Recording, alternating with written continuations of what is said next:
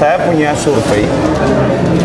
Saya lihat tingkat kenakalan anak SD sama anak SMP lebih nakal mana? Anak SD sama SMP lebih nakal mana?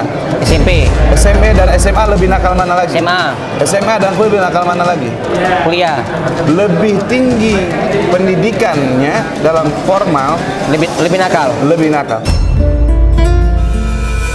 Tapi kita kembali lihat pesantren. Pesantren itu ada ibtida, ada i'dad, ada sanawi, ada aliyah. Anak pondok kecil baru mondok 1 tahun dengan anak pondok lebih 2 tahun lebih nakal mana? 1 tahun. Semakin tinggi semakin soleh atau semakin nakal? Semakin soleh. Bukan semakin nakal, tapi semakin soleh, semakin soleh. Artinya apa?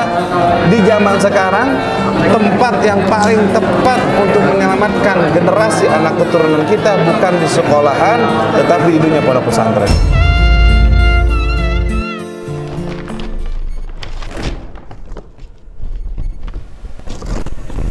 Bib, saya mau nanya, Bib. Boleh.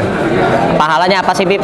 Kalau misalkan kita nyumbang buat pembangunan masjid sama buat pembangunan pondok pesantren. Baik, gini.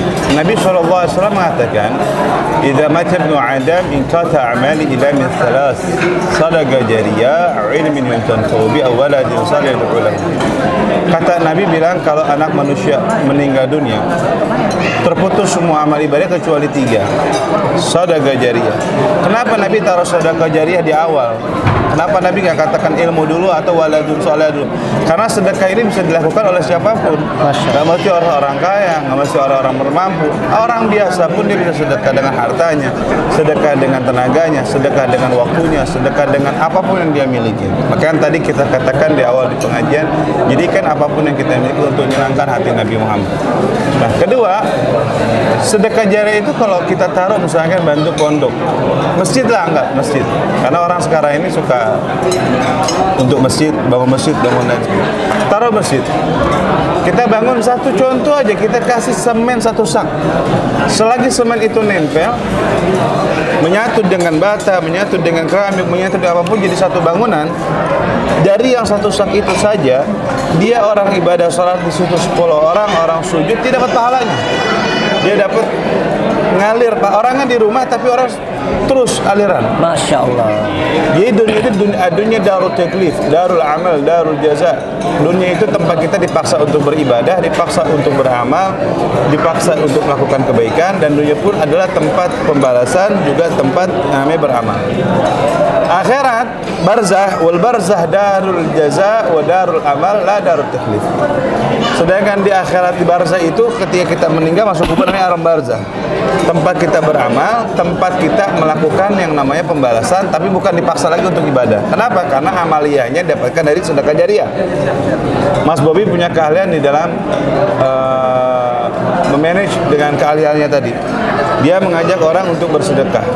Dia nggak mungkin cuma ngajak orang, tapi ada 1000 orang. 1000 orang itu dia dapat pahala juga. Masya Allah. Ya kan? Apalagi kita merangkul orang sebanyak-banyaknya, dan kita pun sebagai muwakifin. Yang kedua, bangun pondok, wa ilmu yuntanfa'u, ilmu yang bermanfaat. Bib, saya nggak bisa punya ilmu agama. Ilmu di sini bukan ilmu pendidikan dunia saja, tapi ilmu akhirat. Saya bukan orang alim, Habib, bukan orang motivasi, tapi bikinlah satu sarana untuk pendidikan. Kalau satu orang belajar, kemudian dia punya murid lagi, terus pahalanya ngalir sampai kapan? Kita nggak ada yang tahu.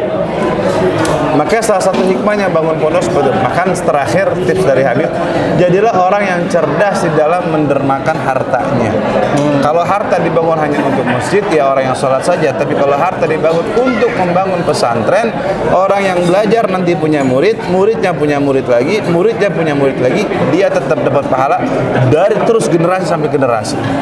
Itu Mas. Adit. Masya Allah. Jadi walaupun kita nanti sudah tua, meninggal dunia, jadi harta yang pernah kita wakafkan untuk pembangunan masjid, untuk pembangunan pondok pesantren, selagi itu dimanfaatkan oleh anak-anak santrinya, itu pahalanya ngalir terus ya. Harta itu ada 3, harta yang kita nikmatin, harta yang dimakan oleh orang sekitar kita, harta yang dibawa mati. Kalau kata bilang harta nggak ada, harta dibawa mati ada. Ada ya? Apa arti dibawa mati? Harta yang disedekahkan untuk kebaikan. Masya Allah. Orang yang meninggal dunia, tetapi manfaatnya mengalir terus sampai kapan? Sampai yaumul qiyamah, batas akhir pengamalan tuh di hari kiamat. Baru tuh dapat pahala. Terus tinggal mendapatkan yang namanya tadi balasannya tadi di akhirat. Masya Allah. Jazakallah khairan Habib atas ilmunya, Masya Allah. Jadi saya makin semangat nih buat bangun masjid, bangun pondok pesantren. Selama ini kan saya tuh fokusnya bangun rumah makan gratis sampai ke daerah-daerah, sampai ke Kalimantan, Sulawesi, hampir ke Papua, nyampe nyampe ke Bali, mana-mana. Kalau kita hanya memberikan makanan yang kita makan sekedar akan menjadi kotoran. Tapi kalau kita bangun pesantren, kita berikan makanan untuk rohaninya, itu akan membawa manfaat terus-menerus untuk generasi kita. Masya Allah. Bayangkan kalau kita bangun pesantren punya santri 30 orang aja, gak usah banyak-banyak. Atau 50 orang. Nggak akan mungkin 50 orang jadi ulama semua, mustahil. Nggak akan mungkin. Tapi minimal 50 orang ini jadi orang soleh. Anggap 20 orang jadi kiai. Satu kiai punya, satu ustadz nih punya murid lagi 50 lagi. 50 kali 20. Ntar yang 20 itu, yang 50 ini punya murid lagi. Terus sampai kapan? Nggak ada yang tahu. Makanya jadi orang tua asuh berpikir untuk pondok pesantren dan lain sebagainya itu sangat besar. Makanya kita nggak pernah bosan untuk bangun pesantren sebanyak-banyaknya sarana pendidikan agama. Masya Allah. Dan hasil penelitian Mas Radit, saya ini orang ada majlis Syababul Khair. Itu majlis Syababul ternyata anak muda. Kalau ada kegiatan, kalau acara tahunan nggak kurang 250.000 orang yang hadir. Nggak kurang dari 250.000 orang. Bisa lihat nanti di YouTube dari Syababul Khair atau Mahdia Segaf atau konten YouTube-nya Syam TV, channel YouTube-nya. Nah, itu ada kegiatan-kegiatan kita. Begini Mas Adit, saya punya survei. Saya lihat tingkat kenakalan anak SD sama anak SMP lebih nakal mana? SMP. SMP dengan SMA lebih nakal mana? SMP kan? Anak SD sama SMP lebih nakal mana? SMP. SMP dan SMA lebih nakal mana lagi? SMA. SMA dan kuliah lebih nakal mana lagi? Kuliah. Lebih tinggi pendidikannya dalam formal, Lebih nakal. lebih nakal. Benar kan? Iya.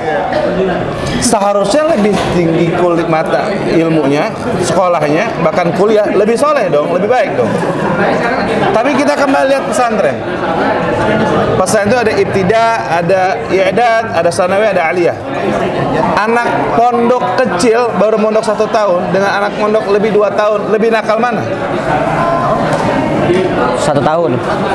Semakin tinggi semakin soleh apa semakin nakal? Semakin soleh.